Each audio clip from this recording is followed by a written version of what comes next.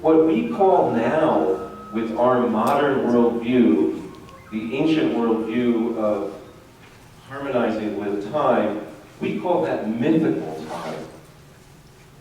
And this is a really, it kind of bothers me.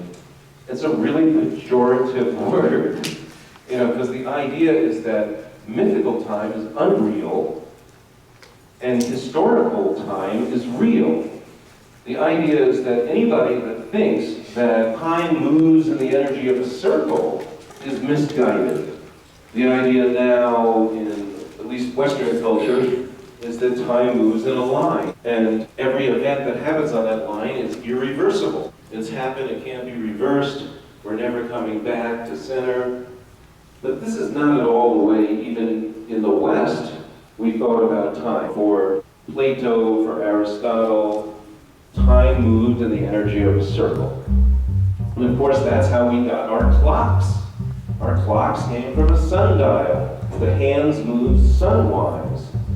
And in fact, but it wasn't until 1883 that we standardized time in the United States. The railroad said then, we're going to have standard time for a chunk of time zones. But before then, you could be traveling through New England, and the time could be, on one side of New England, which, it would be half hour more different than parts of New England that jutted out into the ocean. And nobody actually thought twice about that. That was normal. But I think it really becomes difficult when time is put on a line and we look at history that way. Almost everybody here probably went through school, and that's the way we learned history. Time is on a line, there were little dates. You were supposed to memorize those dates, and they told you what history was. In between those events, there's nothing. Nothing worth mentioning. With the invention, and I use that word carefully, the invention of perspective in art. I'm not saying discovery. The invention of perspective in art. But what that's doing is reifying a shift in consciousness that had been happening in the Western world for a while. It probably begins with Judeo-Christian thought that promises a better future beyond this life. People begin to start to look forward. But I don't think it really kicks in until we shift into linear perspective. And there's, I don't think we have the book this year, but you could read, Eleonora has, even in the original German, right? The Ursprung und Gegenwart by Jean Gebser, which talks about how consciousness pre-perspective differs from consciousness post-perspective. It was not translated into English until 1985. Ken Wilber, who many of you know, I have to give him some credit. He read it in the original German in 1980 or earlier when he published his first book. It's in the bibliography, but he borrows most of the ideas from there. So, the idea of an archaic consciousness, magical consciousness, mythical consciousness, mental consciousness, and an integral consciousness were all formed by Gebser. And they were used by Ken Wilber. At the time of the Renaissance, it's not seen clearly by the modern worldview at all. The Renaissance represented, a lot of times we say that it was a period when we looked backward to go forward. Its symbol was Janus, the god of doorways. I don't even think it's really accurate to say look backward to go forward. Even that is a modern overlay. It really looked both ways. Looked both ways. Renaissance thinkers were trying to be comprehensive. They were trying to embody archaic wisdom and apply it to their current circumstance. And I think that was brilliantly done. There's no question that during the Renaissance, some ancient ideas were repackaged in art, in architecture, in so many ways, in beautiful ways. But something was also lost along the way, something very dramatic.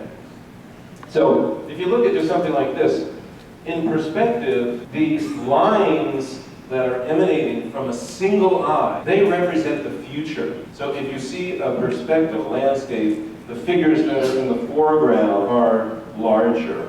They're more important. They're going to happen now. The figures that are in the distance, they're smaller, they're diminished, they're going to happen in the future. The future is facing forward. Now, as Dan Moonhawk Alford and Matthew like to tell us back in 1983, for the ancient Greeks, this wasn't true. They thought of it as the past was ahead of them. And actually, it makes a lot of sense if you think about it, because you've already done some action. The past actions are then ahead of you. You can see them. You can see the actions that have already occurred. The future for the ancient Greeks was coming up from behind. Now, not in a straight line, by the way. It's not just linear. The future was enveloping you from behind. For those that read Carlos Castaneda, it's kind of like the way he talks about death. The future is coming up from behind and enveloping you. But this shifts. When you have a shift and all of a sudden the future is ahead of us, what we have is a shift in actually, it becomes a shift in ego. Because for ancient peoples, we didn't think about affecting the future and bending it to our will. We thought that the future was outside of our province. I mean, the ancient Greeks went to an oracle to see the future. They didn't believe they could change it. To change it would be hubris. It would be humans overstepping their bounds. But in the Renaissance, when we begin to see the future as ahead of us, we're now shifting from what Owen Barfield called original participation, and I think he uses the word original very beautifully there, to changing things with our will, with our ego, having the idea that we can create our own destiny. There's no time in history where human beings were elevated to higher levels than the Renaissance. And we're told to celebrate that. And it's not that it's wrong or bad, all of it, but I think we went a little overboard. There's a perspectival landscape. It's actually a crude one, relatively. This happened in 1500. We can actually, and this is rather strange, we can pinpoint when perspective in art happened.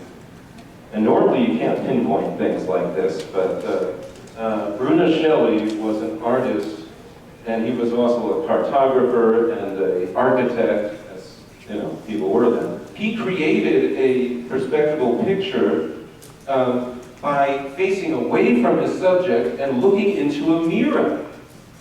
And in the mirror, he saw, and the way he was thinking about it is, he saw how the divine saw. He saw through the eyes of God.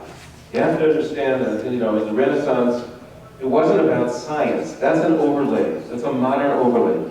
The word scientist was not created till the 19th century. Those were not the first scientists of the Renaissance.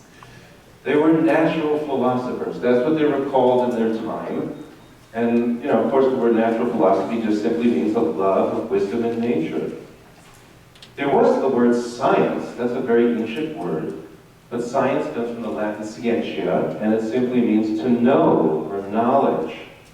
So in the Renaissance, people were trying to know in really a holistic way. They were very concerned about merging religion and science. Mostly we're taught that there's a break between religion and science, and certainly today there is a vast gulf between religion and science. But it didn't quite happen the way we're told in the history books. For instance, Galileo, who got in trouble with didn't really get in trouble about what we would call the science of his work. He got in trouble, as Philip Sakimoto was telling us a few years ago in the 2007 dialogue, he got in trouble because he was interpreting scripture and he wasn't an ordained priest. At that point, there wasn't this division. Later on, with the advance of what we call modern science, we kind of get a gentleman's agreement. Religion agrees to eschew the world of material forces, and science agrees to eschew the world of spirit. That's a pretty sharp division.